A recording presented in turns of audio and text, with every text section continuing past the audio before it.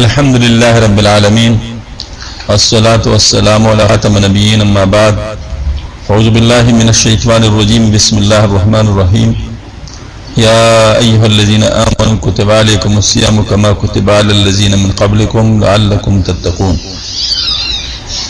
وقال عليه الصلاة والسلام الصوم جنة ما لم يخفها صدق الله العلي العظيم وصدق رسوله النبي الكريم. معزز خواتین و حضرات، رمضان شریف کی فضائل اس لیے بیان کیے جاتے تاکہ لوگوں کو اس کی قدر ہو اور اس سے فائدہ اٹھائے، اور مسائل اس لیے بتائے جاتے ہیں کہ روزہ کیسے رکھا جائے اور روزہ کیسے صحیح طریقے سے ہو جاتا ہے، اور اگر کچھ چیزوں کا خیال نہ رکھے جس سے روزہ خراب ہو جاتا ہے تو ظاہر روزے کی حفاظت نہیں ہو سکتی. تو مسائل کا جاننا بھی اس لیے ضروری ہے. باقی اس کے اثرات تو بہت ساری چیزوں پہ پڑتی ہیں، لیکن اخلاق کے اوپر ظاہر اس کا جو اثر پڑتا ہے وہ بھی بتایا گیا، اور جسمانی اس کے جو اثرات ہیں اس کے بارے میں بھی. جسمانی اثرات اس لیے کہ بعض لوگوں کو شبہ ہو جاتا ہے کہ روزے سے شاید صحت کو نقصان ہوتا ہے، اور شیطان اس کو یہ سمجھا دیتا ہے، اور بعض دفعہ کمزور ایمان والے لوگ اس وجہ سے رہ جاتے ہیں. تو ڈاکٹروں کی ذمہ داری ہے، مسلمان ڈاکٹروں کی، کہ ان کو سمجھائے. ایک دفعہ میں جہاز میں سفر کر رہا تھا تو میرے ساتھ ایک پولش انجینئر تھے، سفر کر رہے تھے. راستے میں اس نے مجھ سے کہا کہ آپ لوگ جو روزہ رکھتے ہیں بہت اچھا کرتے ہیں، بہت مفید چیز ہے، البتہ اس میں ایک چیز میں نہیں سمجھتا کہ کیوں آپ کر رہے ہیں. میں نے کہا کیا؟ کہتے آپ لوگ اس میں پانی بھی نہیں پیتے، حالانکہ پانی تو جسم کی ضرورت ہے، اور پانی نہ پینے کی وجہ سے صحت کو نقصان ہوتا ہے، لیور کا مسئلہ ہوتا ہے، دوسری چیزیں بتائیں. میں نے کہا جی یہ جو آپ کہہ رہے ہیں یہ میں جانتا ہوں، لیکن یہ بات ہے کہ ہمیں یہ بتایا گیا ہے کہ 48 گھنٹے سے کم اگر پانی جسم میں نہ ملے تو اس سے نقصان یقیناً ہوتا ہے، لیکن جب پانی مل جاتا ہے تو وہ نقصان رفع ہو جاتا ہے، وہ ریورسیبل ہوتا ہے. اور اگر اس سے زیادہ پھر ہو تو پھر اس کے ساتھ پرماننٹ ڈیمیج ہو سکتا ہے. تو ہمارا روزہ کوئی بھی روزہ 24 گھنٹے سے زیادہ نہیں ہے، تو اس وجہ سے اس کا مسئلہ ہمیں پیش نہیں آ سکتا. تو پھر اس نے کہا پھر تو بات ٹھیک ہے. تو اس طرح لوگوں کے اشکالات اگر درست کیے جائیں تو پھر وہ ضروری نہیں ہے کہ وہ لوگوں کی باتوں میں آ جائیں اور شیطان ان کو یعنی اپنے صحیح راستے سے ہٹا دے. صرف اس لیے کیا جاتا ہے. باقی جو علتیں ہیں ہم مسلمانوں کو نہیں بتایا کرتے، کیونکہ علت بتانے سے بعض دفعہ لوگوں کی جو ہے ایمانی قوت میں کمی آ جاتی ہے، اور وہ سمجھتے ہیں کہ شاید ہم چیزوں کے لیے کر رہے ہیں، حالانکہ وہ ایسی بات نہیں. اللہ کا حکم چاہے جس چیز کے لیے بھی ہو اس کو ماننا پڑتا ہے، چاہے وہ سمجھ میں آوے یا سمجھ میں نہ آوے. اصل ایمان یہی ہے، جیسے کہ فرمایا الذین یؤمنون بالغیب، یعنی وہ لوگ جو ایمان لاتے ہیں غیب پر، یعنی غیب پر ایمان رکھتے ہیں، جو چیز اس کو معلوم نہیں اس پر بھی ایمان رکھتے ہیں. اصل ایمان تو یہی ہے. خیر یہ تو درمیان کی بات ہو گئی. اصلاح نفس کے لیے روزے کا کردار کیا ہے؟ تو ابھی جو میں نے آیت کریمہ تلاوت کی ہے اس میں اس کے بارے میں اشارہ موجود ہے. ایمان والوں سے خطاب ہے کہ روزے تمہارے اوپر فرض کیے گئے، اور تم سے جیسے کہ تم سے پچھلوں کے اوپر فرض کیے گئے تاکہ تم تقوی حاصل کر لو. تو تقوی کیا چیز ہے؟ اصل میں ہر اس چیز سے ڈرنا جس سے روحانی طور پر ایمان کی بنیاد پر روحانی طور پر نقصان ہوتا ہو، ہر اس چیز سے ڈرنا. یہ کیا ہے؟ یہ تقوی کہلاتا ہے. مجھے اگر معلوم ہو جائے کہ فلاں چیز سے میرے ایمانی کیفیت خراب ہو سکتی ہے، میں اس بات پر ڈرنا جاؤں، تو یہ تقوی کہلائے گا. تقوی تمام چیزوں کا بنیاد ہے. جیسے فرمایا الا ان اولیاء اللہ لا خوف علیہم ولا هم يحزنون الذین آمنوا وكانوا يتقون. آگاہ ہو جاؤ جو اللہ کے ولی ہیں ان کو نہ خوف لاحق ہوگا، غمگین ہوں گے، اور وہ کر کیا رہے ہوں گے؟ وہ ایمان رکھتے ہوں گے اور ساتھ ان نے تقوی اختیار کیا ہوگا. تو ایمان کے ساتھ جب تقوی جمع ہو جاتا ہے تو ولایت نصیب ہو جاتی ہے.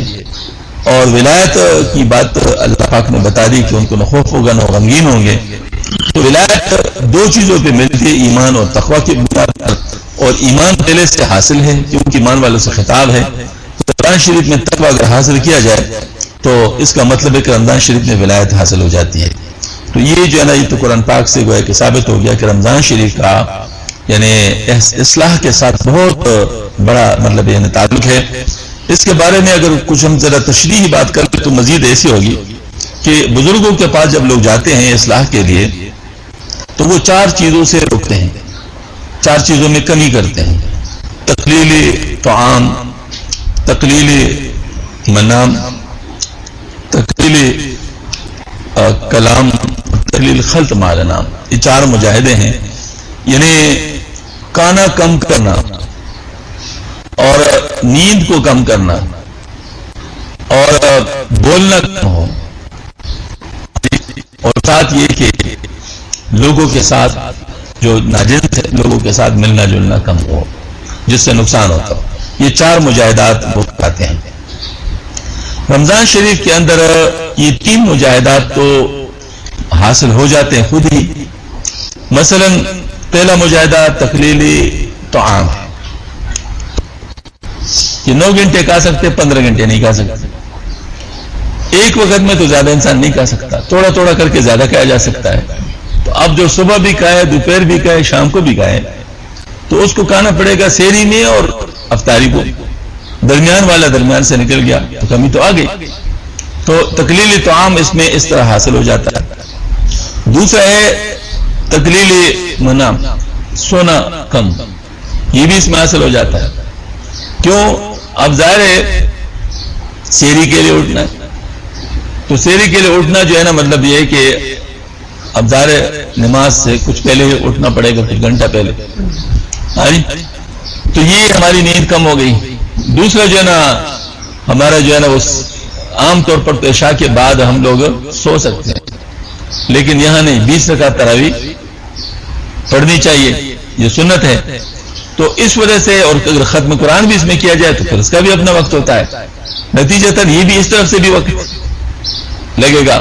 تو دونوں قسم کا وقت جو ہے نا جب نکالیں گے تو نیند پہ اثر پڑی جائے گی. اور بعض لوگوں کو خالی پیٹ نیند نہیں آتی,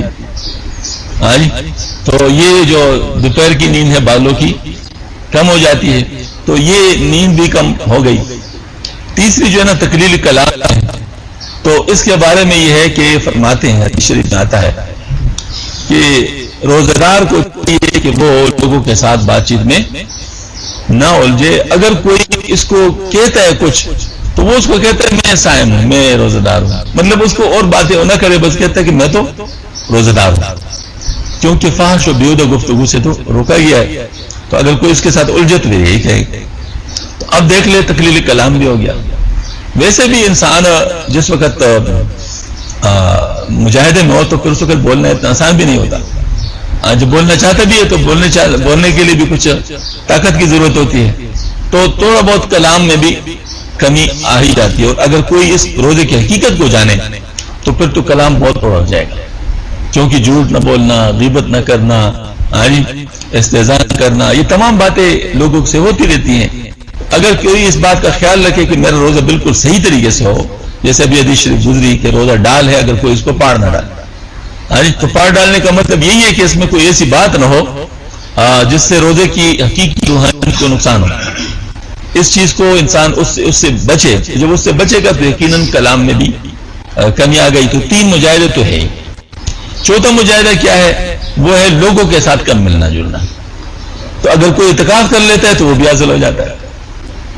اگر کوئی اعتکاف کر لے تو یہ بھی خود بخود حاصل ہو جاتا ہے کہ لوگوں کے ساتھ ملنا جلنا بھی رک جاتا ہے. تو یہ چاروں مجاہدے رمضان شریف کے اندر خود بخود حاصل ہیں. اس وجہ سے انسان کی جو نفس ہے اس کے اوپر پیر پڑ جاتا ہے. تو آپ سے اللہ پاک نے فرمایا لعلکم تتقون, تاکہ تم لوگوں کو تقوی حاصل ہو جائے. تو یہ تقوی جو ہے نا اس طریقے سے حاصل ہوتا ہے. باقی اس کے اندر اصلاح کے لیے 2 چیزیں ہیں, ایک مجاہدہ ہے ہوتا ہے, ایک فائلہ ہوتا ہے. فائلہ سے مراد یہ ہوتا ہے کہ انسان کے جسم کے اندر کچھ صلاحیتیں ہوتی ہیں وہ دبی رہتی ہیں. مثال کے طور پر ایک شخص اس کے اندر بڑی طاقت ہے لیکن اس کو اتنی خوراک ہی نہیں ملی جو اس کو چاہیے. جب اس کو خوراک مل جائے گی تو وہ ساری چیزیں اس کے کام کرنے شروع کرے گی, نتیجتاً وہ کمالات دکھا سکتا ہے۔ اس طریقے سے